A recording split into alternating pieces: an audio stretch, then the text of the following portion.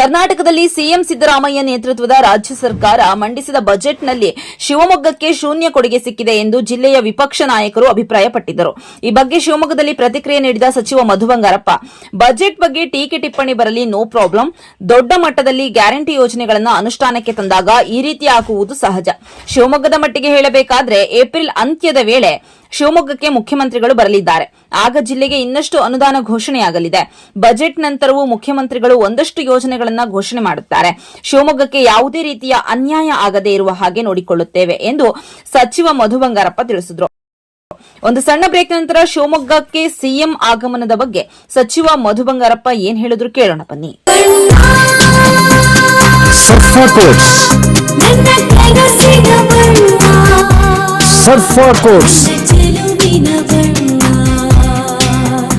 Quotes ರವರ ಸುದೀರ್ಘ ಬಾಳಿಕೆಯ ಸುಂದರವೂ ಆದ ಜಲಾಧಾರಿತ ಪರಿಸರ ಸ್ನೇಹಿ ಪೇಂಟ್ಗಳನ್ನೇ ಬಳಸಿ. Surfa luxury emulsion paint, odourless, low VOC, good for health, good for earth. Surfa quotes.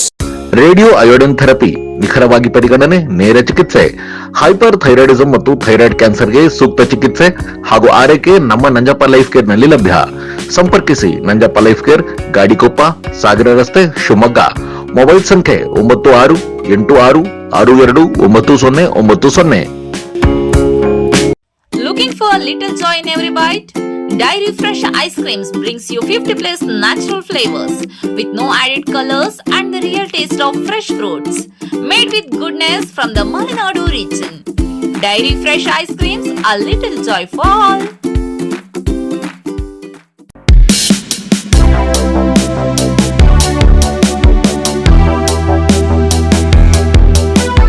ಕೆಲವರಿಗೆ ಏನಾಗ್ತದೆ, ಈಗ ಶಿವಮೊಗ್ಗಕ್ಕೆ, ಈಗ ನಾನು ಒಂದು ಶಿವಮೊಗ್ಗ ಜಿಲ್ಲೆಗೆ ಹೇಳಲಿಕ್ಕೆ ಇಷ್ಟಪಡ್ತೀನಿ. ಕೆಲವು ಟೀಕಾ ಟಿಪ್ಪಣಿನೂ ಮಾಡಿದ್ದಾರೆ, ಪರವಾಗಿಲ್ಲ, ನೋ ಪ್ರಾಬ್ಲಮ್. ಯಾಕೆಂದರೆ ಅವ್ರು ಮಾಡ್ತಾರೆ ಭಾಳ ದೊಡ್ಡ ಮಟ್ಟದ ಒಂದು ಕೆಲಸ ಕಾರ್ಯಗಳನ್ನು, ಗ್ಯಾರಂಟಿಗಳನ್ನು ಇದನ್ನೆಲ್ಲ ಕೊಟ್ಟಾಗ ಇವೆಲ್ಲವೂ ಕೂಡ ದೊಡ್ಡ ಮಟ್ಟದ ಅಭಿವೃದ್ಧಿನೇ, ಹಾಗೆ ಅಲ್ಲ.